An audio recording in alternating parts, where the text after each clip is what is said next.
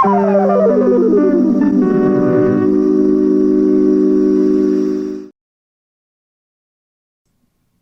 evening, everyone, and welcome to News of the Intersphere. I'm Notice, your UrbanMech anchorman.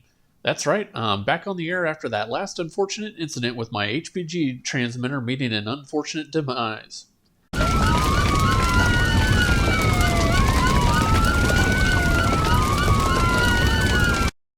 But you can't stop the news, and that's what you're here for. It is the year 3006, and things are heating back up in the Third Succession War. This year, the talk is all about the new mercenary unit, the Dragoons.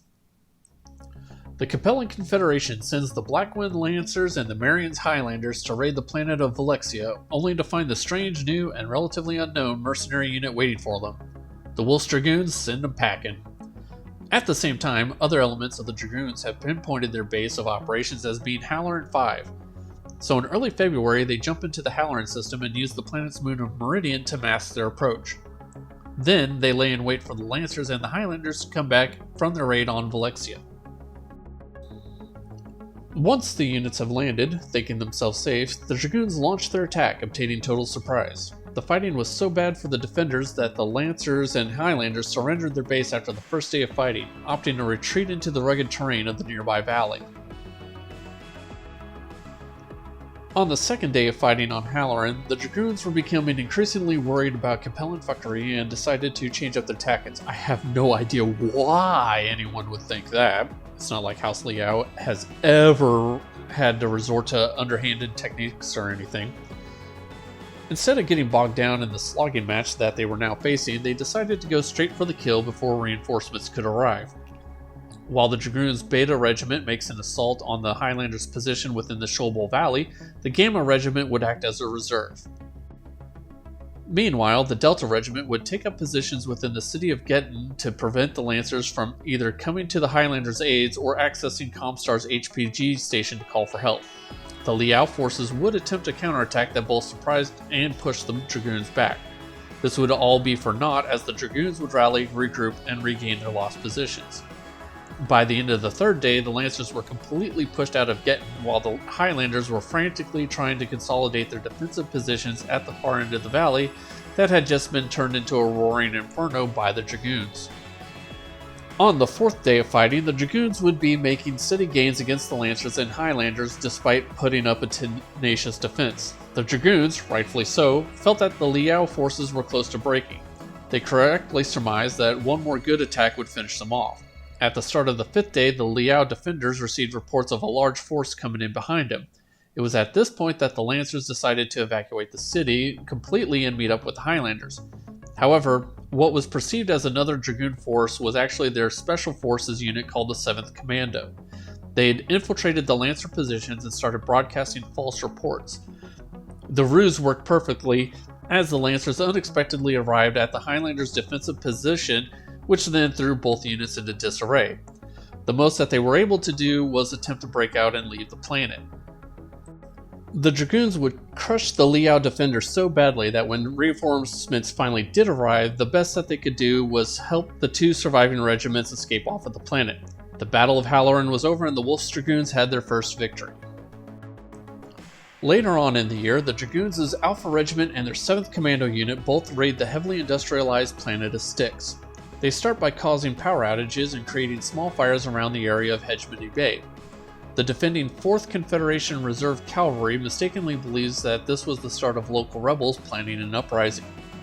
So when the 7th Commando attacks the Russell River Dam, some 30 kilometers away, the cavalry goes rushing out to crush the rebels. That's when Jamie Wolf calls them a bunch of morons and promptly lands his 3 dropships around Hegemony Bay to simply move in. While they're enjoying the local hospitality, they go on a rampage, smashing the remaining defenders and damaging the mech production facilities within the city.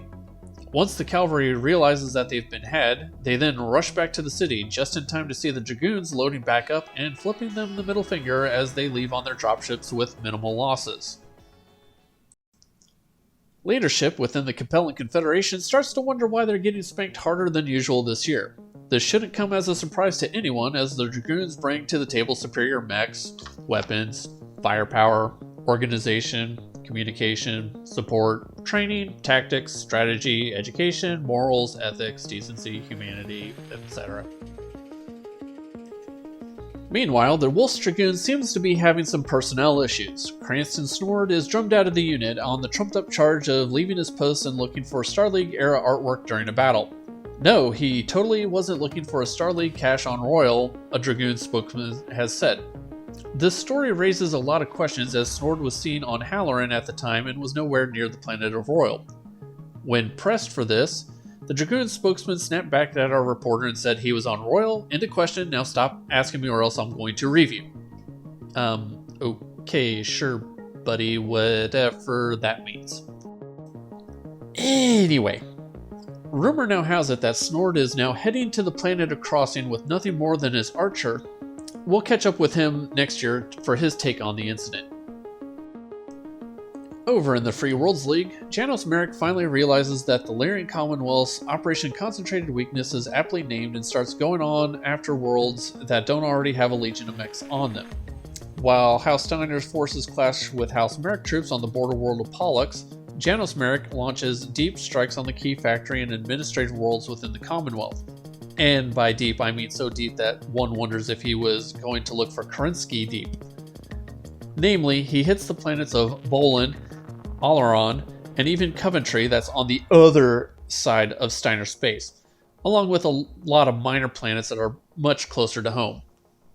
Merrick forces would destroy many of the primary facilities on these planets before the laughably depleted defenders were able to make anything resembling a response.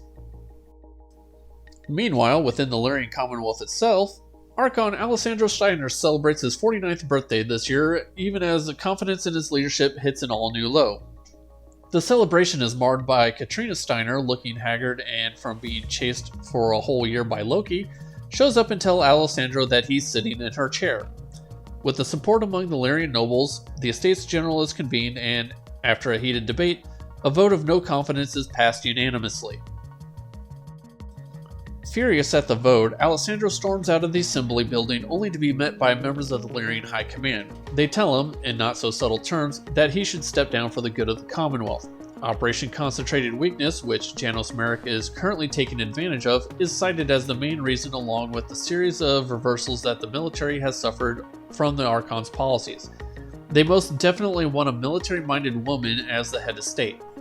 Alessandro is taken back by this and asks for a few days to consider. In actuality, he's trying to find any and all support that he can to remain in power.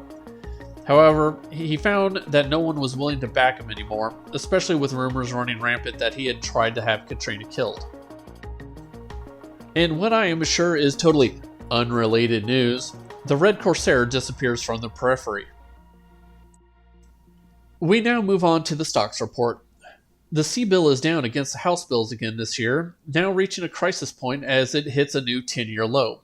Primus Alan Runestein in a press conference says, everything's fine, we're all fine here, how are you?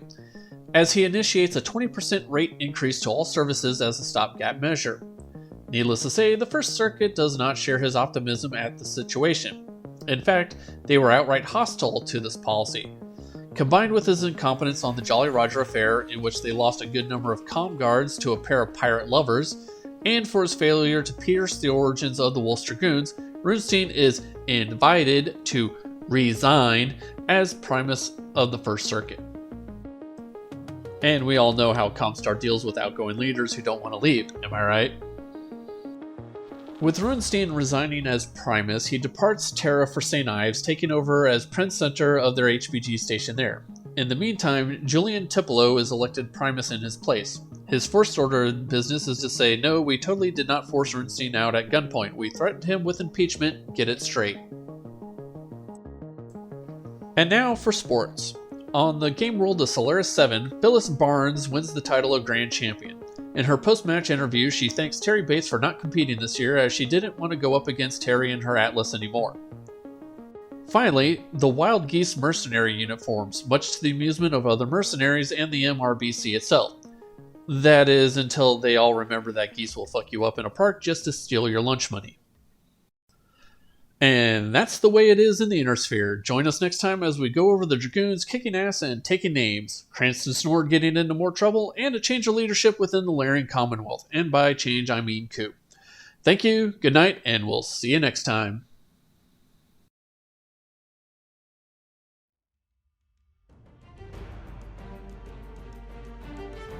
As always, thank you to my wonderful guest artists for today, and to you, the fans. Without either, none of this would be possible.